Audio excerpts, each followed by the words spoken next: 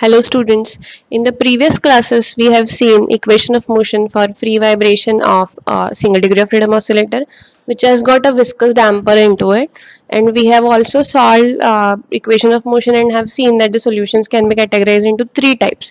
Okay, based on which we have seen that there is a damping parameter xi which I am right now highlighting over here. So that damping parameter xi is the ratio of C, which is damping, with respect to the critical damping, that is Cc.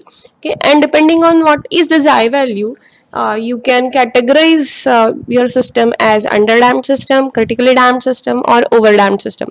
When xi is smaller than 1, we call it as an underdamped system. When xi is equal to 1, we say that the system is critically damped, whereas when xi is greater than 1, we call that particular system as a overdamped system.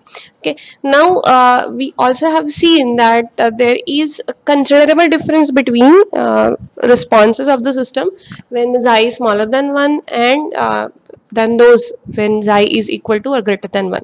When the system is underdamped, we have seen that the system's response is oscillatory. Rather, we have only seen equation which says that the system's response has to be oscillatory. Now in this particular class, what we are going to do is we are going to simulate the same stuff using this MATLAB code, a small MATLAB code that I have written over here, and you will be able to see that how exactly that solution looks like.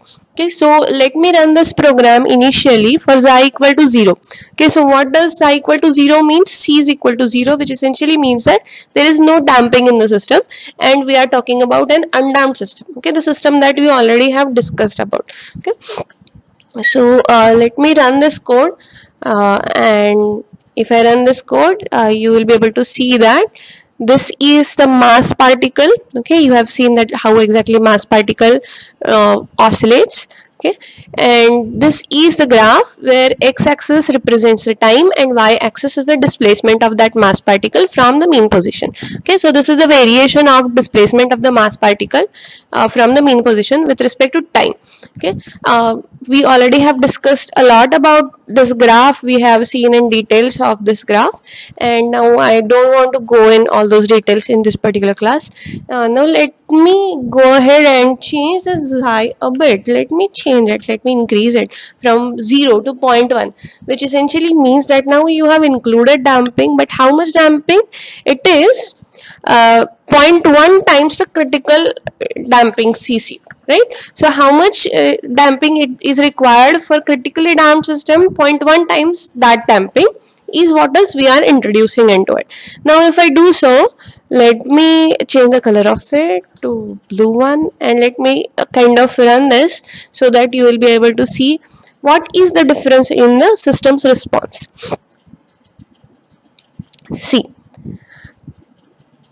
so the program has given you the system's response. Okay, so how exactly mass started its journey from here, which is at a distance of 0.1 units from the mean position, same as that of the case where there was no damping, and so initially both these cases started in the similar fashion.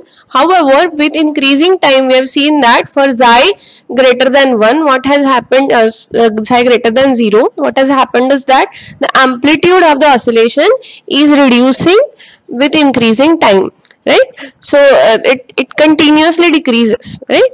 So this is because there is in that expression of x, we have that e raised to minus xi omega nt sitting. Okay, and which is getting multiplied by a cosine omega dt minus phi.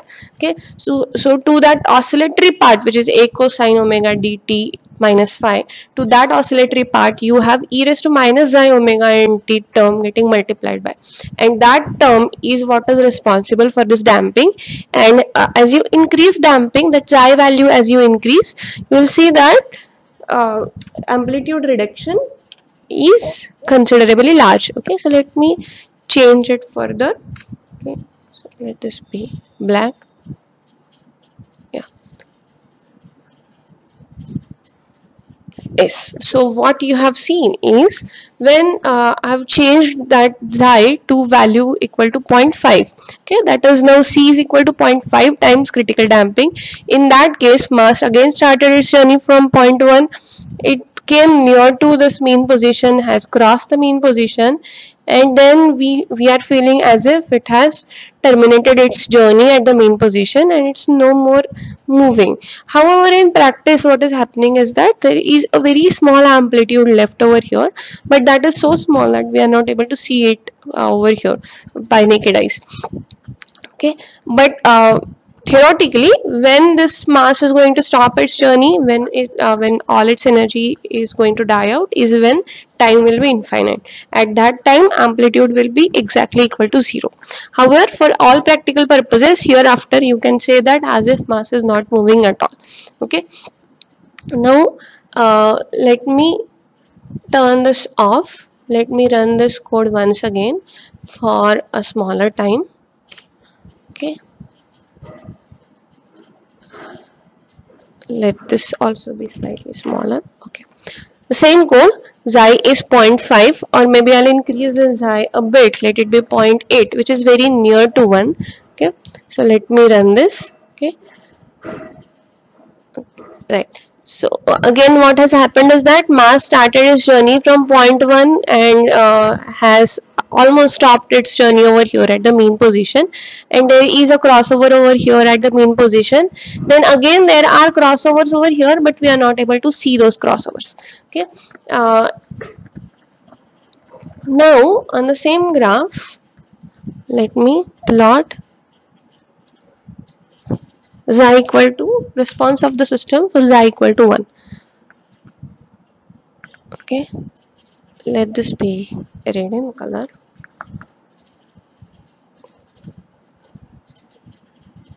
Yes, again in this case as well, mass started its journey from let me kind of show you it in more details. Yes, so mass started its journey from extreme position, and we are seeing as if the mass has ended its journey at the mean position. However, we don't see any crossover here. Okay, the way we see over here in the black lines case, we don't see any such crossover here in the red lines case. Okay, so red line is as if we don't see any crossover and it's going to 0. Okay, from so it's approaching that x-axis from one side itself. Okay, it's not going to the other side of x-axis before it approaches, before it kind of meets x-axis. Okay, so this is what is the response of critically damped system. Okay, and we have seen the expression of the critically damped system, and that expression tells us that there is no any oscillatory component into it. Okay, so what is the expression? Expression has got two parts, two terms. One term is first order variation in time, and the other term is e raised to minus omega nt. And e raised to minus omega nt is something which is kind of responsible for dying down of its motion, and there is no any oscillatory part associated with any of these two terms. Okay, so because of which you don't see any crossover at the mean position at this particular location. Okay, so let me run this code for a larger xi. Let me say that xi value I have increased it further, and which is 1.5 now. Okay, and let me run the code. Right, so let me have another color for this.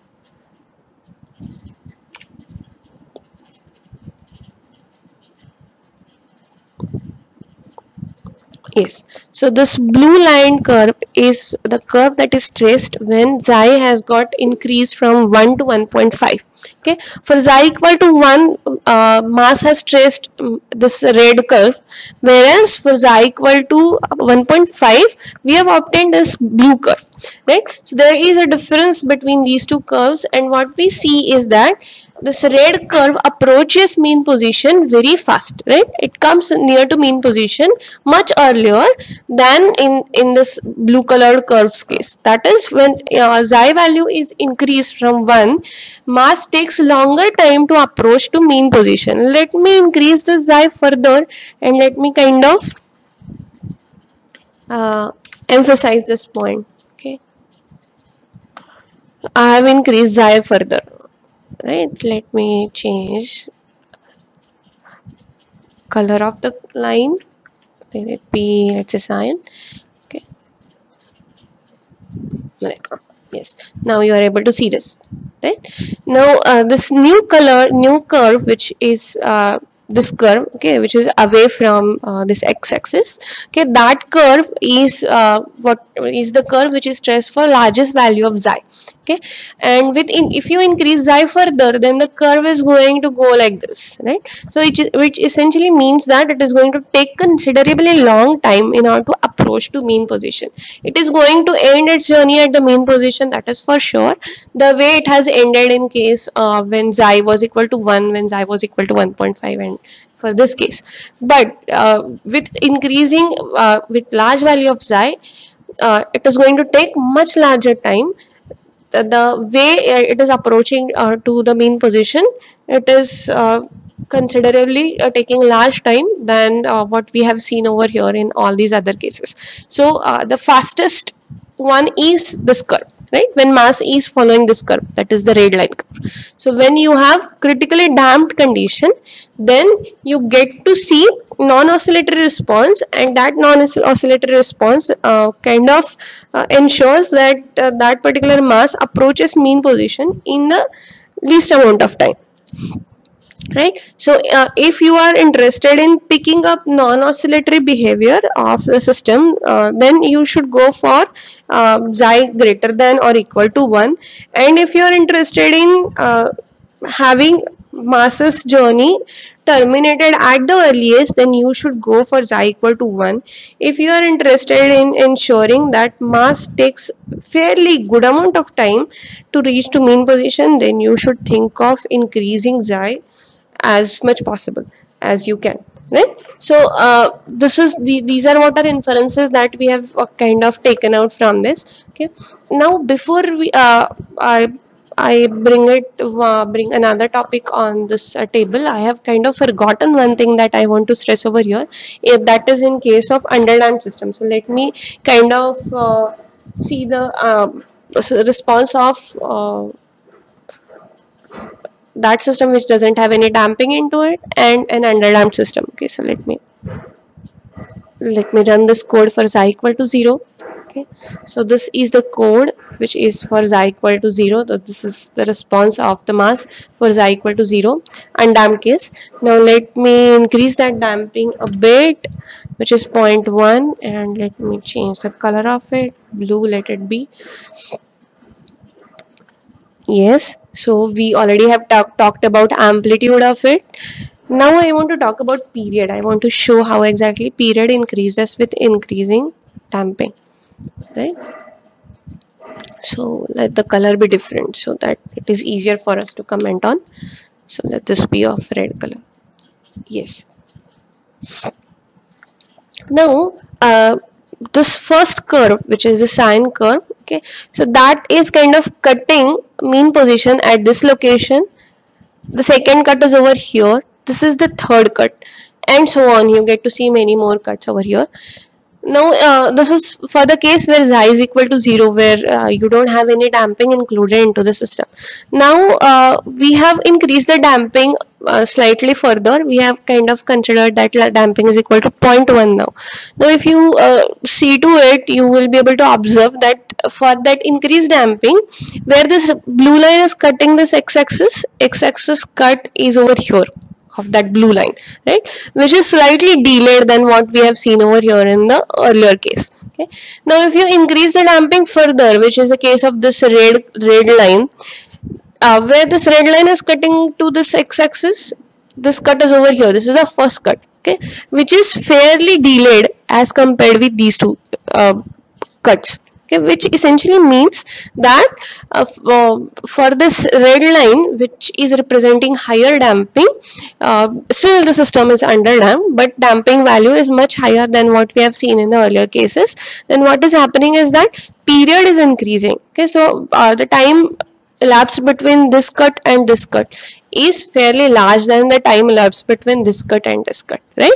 So with increasing damping, with increasing xi, you get to see that the time period increases, which essentially means that omega d, which is 2 pi over that time period, that is reducing. And you know what is the expression of omega d? Omega d is equal to omega n times square root of 1 minus xi square. So with increasing value of xi, that square root 1 minus xi square term is kind of getting multiplied by that omega n, and because of which omega d value reduces, and that manifests into increasing value of this time period. Okay, so this was something that I kind of missed talking about. So we have seen that with increasing xi, what is happening?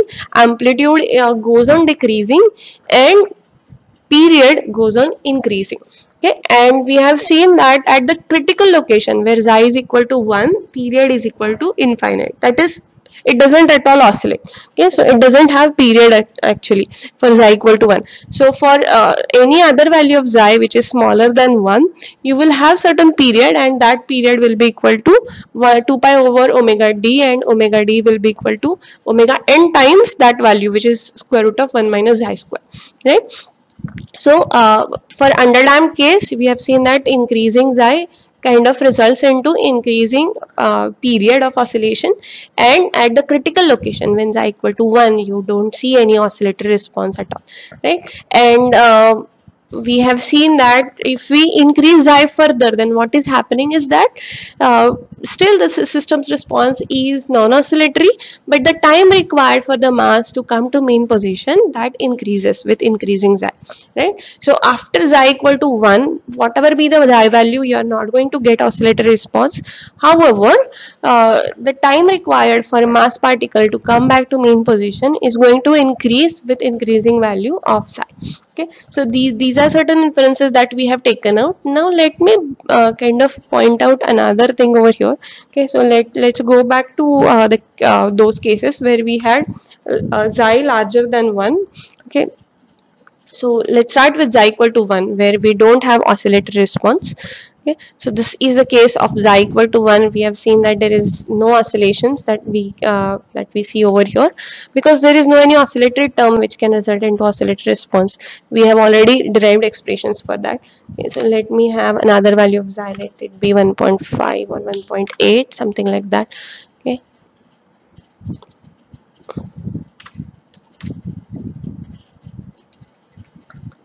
So this is what is the response of larger value of xi, and we just now have said that system's response is not oscillatory and it's not crossing mean position.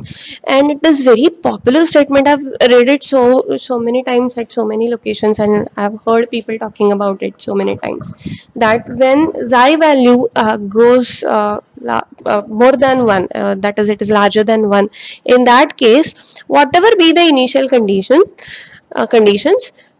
mass is not going to cross mean position. That is actually a wrong statement. It's true that mass is going to end its journey at the mean position. Whatever be initial conditions, at the end mass is going to stop at the mean position. That is true, but it doesn't mean that for any initial condition mass will not cross mean position. Okay, now I'll show you that mass indeed crosses mean position. Okay, for certain initial conditions. It doesn't happen for all initial conditions, but let me select certain initial condition. Okay, so let it be this one.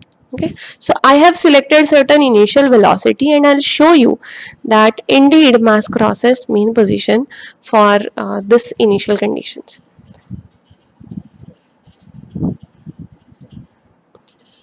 Yes, this is the response of mass. Okay, so mass started its journey from point 1 crossed over at the mean position, went to minus 0.15 and then came back and ended its journey over here.